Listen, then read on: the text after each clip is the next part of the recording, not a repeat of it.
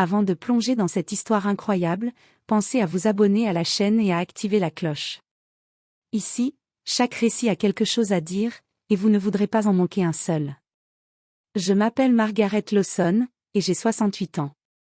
Toute ma vie, j'ai été institutrice dans une petite école publique de banlieue, là où les murs sentent la craie et les enfants viennent parfois le ventre vide mais le cœur plein de rêves. J'ai passé ma vie à éduquer, à encourager, à consoler des générations entières d'élèves. J'étais fière de mon métier.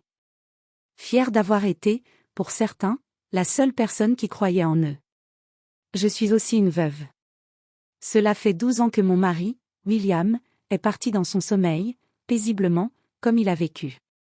Il était mon roc, mon confident, mon complice. Nous étions mariés depuis 40 ans. À nous deux, nous avions construit un foyer modeste, mais solide. 2 enfants, David, l'aîné, brillant mais souvent distant, et Émilie, douce, chaleureuse, spontanée. Notre plus beau projet, c'était notre maison de campagne. Une petite bâtisse de bois blanc avec des volets verts, nichée entre les arbres centenaires du lac Green Willow. Ce n'était pas une villa de luxe, loin de là. Pas d'eau courante au début, pas de chauffage central. Mais c'était notre rêve, bâti à force d'économie, de patience, et d'un amour immense. Je revois encore William en train de peindre les balustrades, les enfants courant pieds nus dans l'herbe haute, les paniers de pique-nique posés sur une couverture à carreaux. Le parfum des pins, le chant des oiseaux au réveil, la barque en bois que mon mari entretenait avec un soin presque religieux. C'était un sanctuaire, un endroit hors du temps, où l'on pouvait respirer quand le monde devenait trop dur. Après la mort de William, cette maison a pris une autre signification. Elle n'était plus seulement un lieu de souvenir, elle était un lien vivant avec lui. Quand j'y passais mes étés, seul sur la terrasse avec un livre sur les genoux et le vent dans les arbres, j'avais l'impression qu'il était là, assis à côté de moi, silencieux et bienveillant. Mais les années ont passé. Mon corps a commencé à trahir ma volonté. Mes mains me faisaient souffrir, mes genoux me rappelaient mon âge à chaque marche, et l'entretien de la propriété devenait un combat. Tondre la pelouse, réparer la clôture, entretenir le poêle à bois. Cela devenait trop lourd. C'est alors que j'ai pensé à David. Il avait toujours dit qu'il aimait cette maison, qu'il voulait y amener ses enfants, quand il en aurait. Il parlait de « préserver l'héritage familial ». Je l'ai cru. Naïvement, peut-être, mais je voulais faire confiance à mon fils. Alors, après plusieurs consultations avec mon notaire, j'ai pris une décision, je lui ai légalement cédé l'usufruit de la maison. C'était une manière de le responsabiliser, de lui passer le flambeau, tout en me réservant le droit d'y séjourner chaque été jusqu'à ma mort. J'avais insisté sur ce point. Je me souviens même lui avoir dit, les larmes aux yeux. David, cette maison, c'est tout ce qu'il me reste de ton père. Je veux simplement y passer mes étés, en paix. Le reste, je vous le laisse. Mais promets-moi que tu ne m'en priveras jamais. Il avait hoché la tête, sans même lever les yeux de son téléphone. T'inquiète, maman. Je te le promets. Je voulais le croire. C'était mon fils, après tout. Mais les promesses, je l'ai appris à mes dépens, ne valent que jusqu'au jour où elles deviennent gênantes. Et les mots « je te le promets » peuvent fondre plus vite qu'un flocon de neige sur un bitume brûlant, quand ils sont prononcés sans cœur. Et moi, j'allais l'apprendre de la façon la plus douloureuse. Un matin de printemps, le genre de matin où les oiseaux chantent avec un enthousiasme contagieux et où le soleil réchauffe les volets encore clos, mon téléphone a vibré. C'était Émilie, ma fille. Sa voix était nerveuse, presque gênée. « Maman, tu étais au courant pour David et Courtney ? Au courant de quoi ? Ils ont organisé une fête à la maison du lac. Une grosse fête. Des gens sur Instagram en parlent. Et, ils ont dit à tout le monde qu'ils s'y installaient définitivement. » Je suis restée figée, le combiné collé à l'oreille comme une enclume. « Quelle maison du lac, Émilie ? » La tienne, maman. La maison de Green Willow. Pendant quelques secondes, mon esprit s'est vidé, comme si le monde avait basculé dans une version distordue de lui-même. J'ai cru à une mauvaise blague. Une erreur. Une confusion. Mais ma fille ne plaisantait jamais avec ce genre de choses. 3 jours plus tard, je suis montée à Green Willow avec Emily. Elle avait insisté pour m'accompagner, inquiète de ma réaction. Le trajet en voiture, d'habitude si apaisant avec ses paysages de forêt et de vallons familiers, me parut cette fois interminable. Je serrais le volant si fort que mes doigts en tremblaient. Quand nous sommes arrivés au détour du petit sentier menant à la propriété, j'ai eu un choc visuel. La barrière en bois que William avait construite de ses mains avait disparu. À la place, un portail électrique noir, imposant, froid. Sur les piliers de pierre fraîchement posés, des spots LED modernes clignotaient comme des caméras de surveillance. Le chemin de gravier avait été goudronné. Et là, dans le jardin où poussaient jadis mes rosiers sauvages, trônait un jacuzzi fumant, encadré de lanternes solaires et de poufs design. Des paroles d'une chanson pop commerciale s'échappaient de haut-parleurs dissimulés dans les arbres. Et juste devant le porche, un panneau en bois poli disait fièrement: Bienvenue chez les Hamilton. Les Hamilton. Je suis descendue lentement de la voiture, chaque pas me pesait davantage que le précédent. Emily m'a tendu la main. Je ne l'ai pas prise. Je n'ai même pas eu besoin de frapper. La porte s'est ouverte avant que j'atteigne les marches. Et là, elle est apparue. Courtney. Courtney Hamilton, désormais. Vêtue d'une robe de soie blanche, trop légère pour la saison, une coupe de vin pétillant à la main. Elle était maquillée comme pour une séance photo, les cheveux relevés en un chignon sophistiqué. Son sourire était poli, mais vide. Oh. Bonjour Margaret, dit-elle, surprise mais pas gênée. Vous venez, pourquoi, exactement? Je l'ai regardé droit dans les yeux. Pour voir ma maison, ai-je répondu avec calme. Une voix plus ferme que je ne m'en serais cru capable. Elle a haussé un sourcil, l'air vaguement amusé, comme si je venais de dire quelque chose de pittoresque. Eh bien? David m'a dit que c'était maintenant notre maison. Elle a pris une gorgée de vin et a ajouté, avec un sourire teinté d'une fausse compassion. Il a dit que tu n'en avais plus vraiment besoin. Tu comprends, non? À ton âge? À mon âge. Ces 3 mots ont frappé mon cœur comme une gifle. Elle n'a pas dit cela avec cruauté. Non. Elle l'a dit comme on parle à une vieille dame un peu sénile qui ne comprend plus très bien comment le monde fonctionne. Avec cette condescendance douce, insupportable, qu'on réserve aux meubles qu'on veut jeter. Je n'ai rien répondu. Je me suis simplement retournée, droite, digne, le menton levé. J'ai remonté l'allée goudronnée sans un mot. Émilie a couru derrière moi, furieuse. Maman, tu veux qu'on dise quelque chose? Je peux aller lui parler. Non, ai-je murmuré. Ce n'est pas la peine. Car en moi, quelque chose venait de se briser. Mais quelque chose d'autre venait de naître aussi. Ce n'était pas de la tristesse. Pas de la colère non plus. C'était un calme. Un vide glacé, mais lucide. Une prise de conscience. Il m'avait effacé. Effacé de ma propre histoire. Et désormais, ils allaient devoir vivre avec les conséquences. Les semaines qui ont suivi ma visite à Green Willow ont été longues. Lourdes de silence. Pas un appel. Pas un mot d'excuse. Rien. J'attendais un geste. Même timide. Même maladroit. Mais il n'est jamais venu. Et puis, un matin, alors que je prenais mon café sur le petit balcon de mon appartement en ville, j'ai entendu le ding de mon téléphone. Un message de David. Le premier et le seul. Maman, je pensais que tu comprendrais. Courtney a toujours rêvé d'un endroit comme ça. Et tu as toujours dit que cette maison était pour nous. Tu devrais être heureuse pour nous. Je l'ai relu. 2 fois. 3. Et à chaque lecture, une sensation différente me traversait, d'abord l'incrédulité. Puis la rage. Et enfin, une forme de chagrin glacial, comme si je lisais un adieu déguisé. Tu devrais être heureuse pour nous. Heureuse?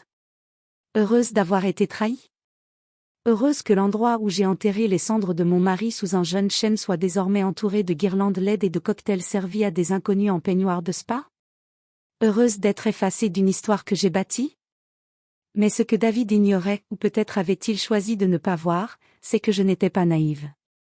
J'avais peut-être des cheveux gris, des douleurs chroniques, et une voix douce, mais j'avais aussi une mémoire vive et un sens des détails. Et surtout, j'avais été institutrice pendant 40 ans. Rien ne m'échappait. Lorsque j'avais cédé l'usufruit de la maison à David, j'avais pris soin de me protéger. Mon notaire, maître Delaney, m'avait conseillé de faire inscrire une clause très spécifique dans l'acte.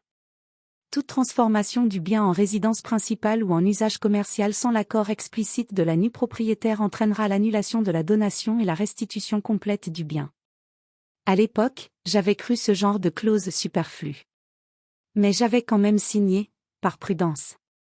Et puis un soir, alors que je dînais seule, j'ai ouvert Instagram. Je ne suis pas très technologie, mais Émilie m'avait appris à naviguer un peu, pour surveiller ce que les jeunes postent, disait-elle en riant. Je suis tombée sur le profil public de Courtney Hamilton. Toujours aussi apprêtée.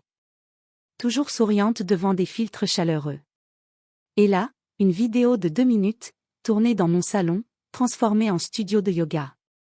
Bienvenue dans notre nouvelle maison de rêve au bord du lac Green Willow. C'est ici que David et moi avons décidé de poser nos valises à plein temps. C'est paisible, ressourçant. Et on pense même y lancer bientôt des retraites bien-être, avec massage, nutrition bio et yoga au lever du soleil. Suivez-nous pour plus de détails. Elle montrait les chambres, la terrasse, et même la petite barque de William repeinte en blanc cassé, rebaptisée The Serenity. Le nom qu'il m'appelait parfois en secret, le soir, quand il voulait me faire sourire. En voyant cela, quelque chose en moi s'est refermé. Comme une serrure à 3 tours. Ce n'était plus de la douleur. Ce n'était plus du doute. C'était une certitude. Ils avaient dépassé la ligne. Ils ne l'avaient pas franchie par erreur. Ils l'avaient piétinée avec désinvolture. Et moi, j'étais restée nue propriétaire. J'avais encore le pouvoir. Et cette clause, ce simple paragraphe oublié au bas d'un acte notarié, allait devenir ma réponse silencieuse à leur trahison. Un mois entier s'était écoulé depuis cette vidéo, depuis ce message de David, depuis l'écho douloureux de cette trahison résonnant dans mon esprit. J'avais eu le temps de me calmer, mais je n'avais pas oublié. Ni le ton de Courtney, ni le mépris poli, ni les mots « à ton âge » prononcés comme une sentence. Un matin, je me suis levée, j'ai ouvert mon classeur de documents, et j'ai appelé Monsieur Sullivan, un avocat de confiance que j'avais connu grâce à une amie du centre communautaire. Il avait la réputation d'être discret, méthodique et redoutable. Je suis allée à son cabinet avec une pile bien ordonnée de documents. L'acte de donation, le contrat d'usufruit, la clause spécifique mentionnant l'usage interdit sans mon accord, et une clé USB contenant toutes les vidéos et publications de Courtney, montrant clairement leur installation permanente et leur intention de monétiser la maison. Monsieur Sullivan a tout lu attentivement, ligne par ligne, sans m'interrompre. Puis il a levé les yeux vers moi, ses lunettes glissant légèrement sur son nez. Madame Lawson, vous avez été incroyablement prévoyante. Ce qu'ils ont fait est une violation manifeste de la clause. Nous avons tout ce qu'il faut pour enclencher une révocation de l'usufruit immédiate. Préparez-vous à ce que cela fasse du bruit. Mais juridiquement, vous êtes en position de force. 3 jours plus tard, il a envoyé une lettre recommandée avec accusé de réception, rédigée dans un langage limpide mais ferme. Le courrier stipulait: en raison de l'usage commercial et résidentiel permanent établissant le consentement écrit de la nue propriétaire, conformément à la clause 4.b du contrat de donation, ladite donation est désormais considérée comme nulle et non avenue. Les occupants disposent d'un délai de 7 jours calendaires pour quitter les lieux et remettre la propriété dans son état initial. La lettre a été envoyée à la résidence secondaire de David et au cabinet de leur notaire. Elle était inattaquable.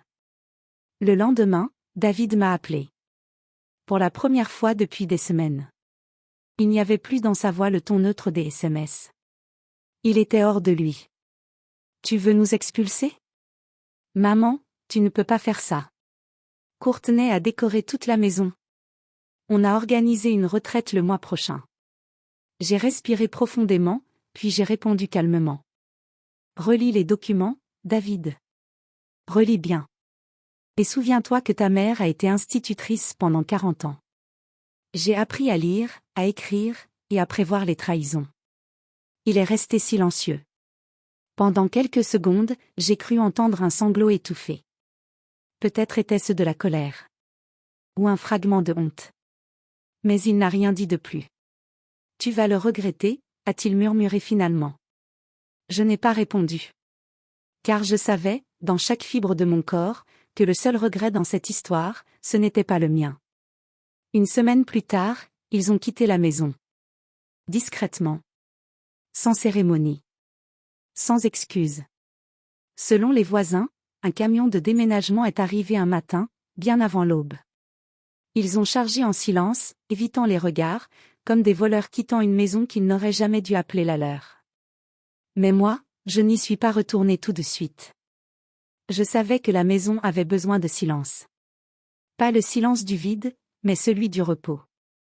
Le genre de silence qu'on laisse à une vieille amie blessée, pour qu'elle reprenne doucement sa respiration.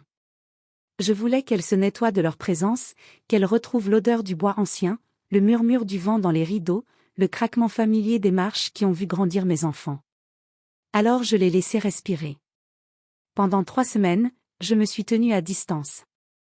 Je passais parfois sur Google Earth, comme une vieille sentinelle, vérifiant qu'elle était toujours là.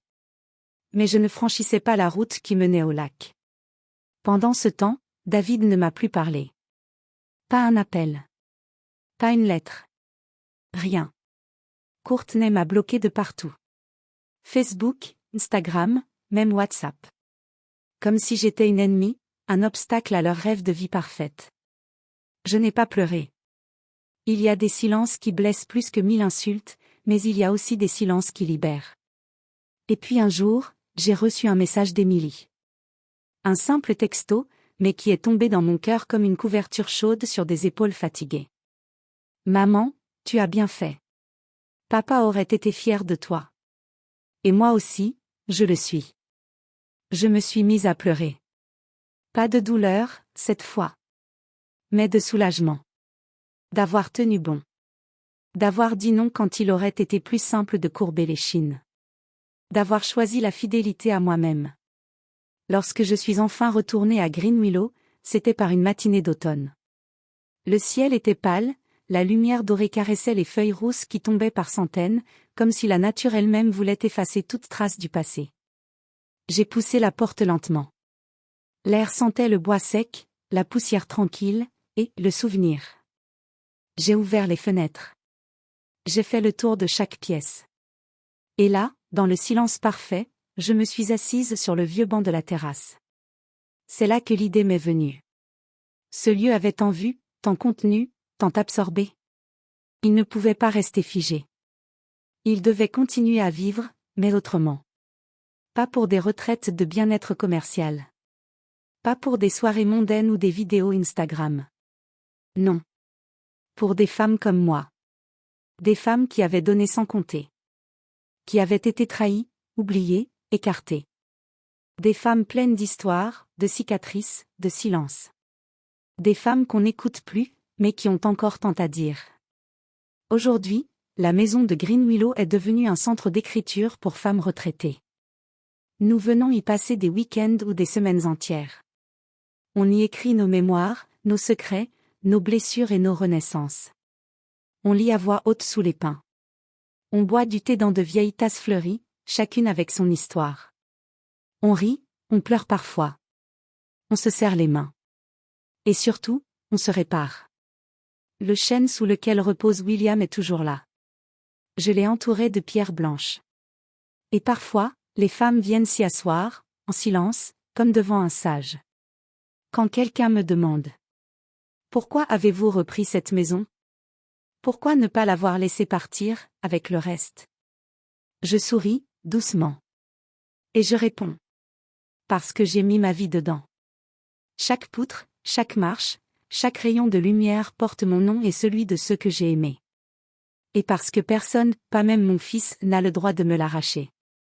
Et là, dans leurs regards, je vois qu'elles comprennent. Parce que nous sommes nombreuses à avoir été dépossédées. Mais nous sommes tout aussi nombreuses à avoir reconquis ce qui nous appartenait.